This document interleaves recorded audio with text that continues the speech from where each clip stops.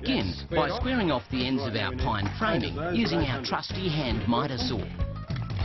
It's a bit long for our guide, but this will only take 6 to mark each one. Right, that's in line. These are the frame pieces. It's really important to get the ends square, so the miter saw comes in very handy for that. So we've got the long pieces, now we've got the short ones to go. Yep. Okay, ready?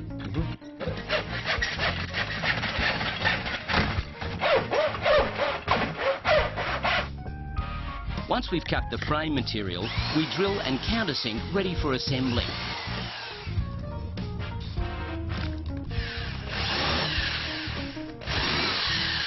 We countersunk the holes so we can get the screws nice and deep and fill over them before we finish it off.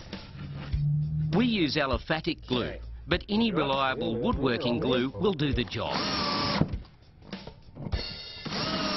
Okay, that's the top and bottom frames. Now we've just got to remove the tongue of some of the match lining.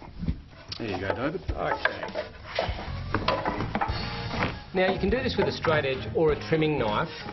I think the best way to do it, the safest way, is to assemble, fit the groove into the tongue of one, and then we'll use that as a guide to cut it.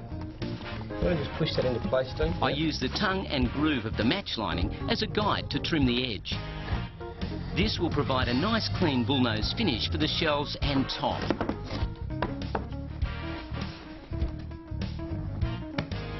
I cut both sides so the tongue breaks away cleanly, ready for sanding.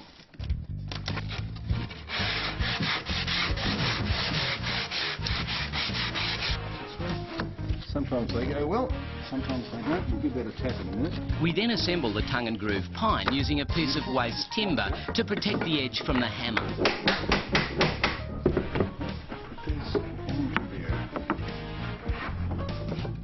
Our bookshelves then begin to take shape as we set up the sides and back using the tongue and groove match lining.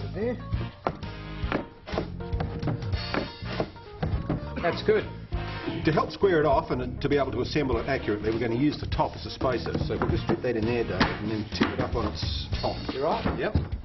By placing the top in position in the outer frame, it allows us to position and fix the inner top frame to the right height. The inner frames are a tight fit, so the bookshelves begin to support themselves as we finish the assembly. Then we turn the bookshelves over and fit the bottom inner frame. If we just flush that front off. We check for square, then measure and mark the position of the additional shelves.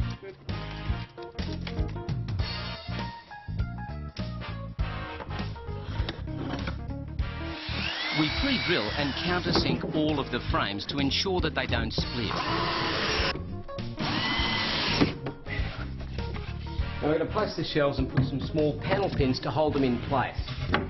Fixing the shelves in position with panel pins is sufficient, though gluing is also an option.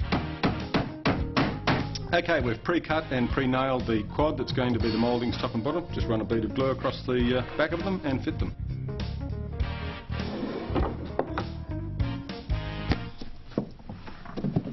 Well, we've chosen to finish our country bookshelf in lime wash. It softens the pine and looks really good. You could varnish it or stain it, or you could paint it if you really wanted to, but it looks very effective and it's very simple.